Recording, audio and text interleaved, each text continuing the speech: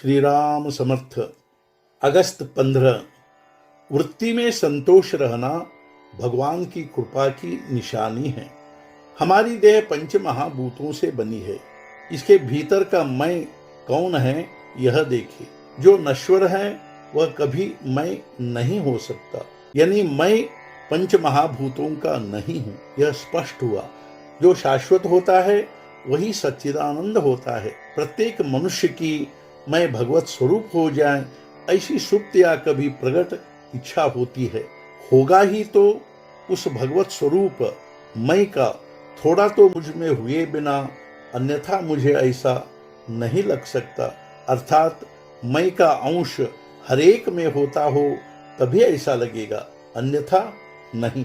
भगवान का स्वरूप आनंदमय है और हम सब लोग कहते हैं कि हम आनंद में रहे।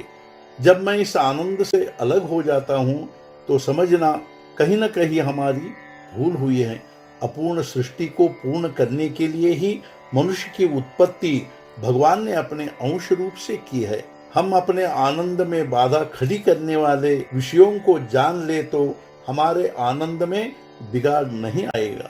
जिस रास्ते से हमें जाना है उस रास्ते में चोर हैं, यह यदि समझ में आ जाए तो हम उस तैयारी से जाते हैं। जो भक्त हो जाता है उसके मार्ग में विघ्न नहीं आते।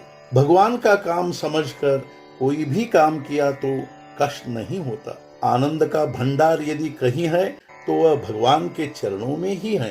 नाटक में राजा का काम करने वाला आदमी जैसे असली जीवन में मैं भिखारी ही हूँ यह जानकर काम करता है, वैसे हम अपना सच्चा स्वरूप जानकर गृहस्थी करें।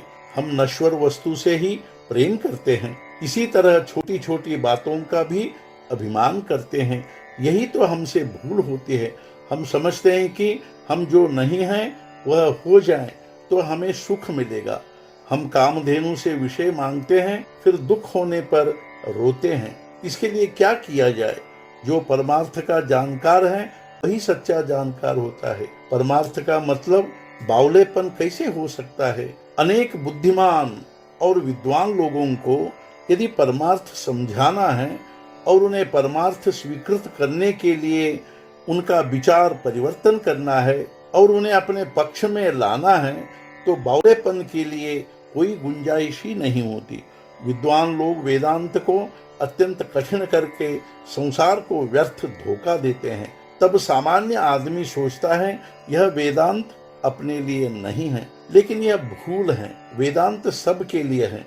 वेदांत मनुष्य मात्र के लिए है। वेदांत के बिना मनुष्य जी ही नहीं सकता। घर के छत के नीचे जैसे सब छोटे छोटे कमरे होते हैं, वैसे वेदांत में अन्य सब शास्त्र आते हैं।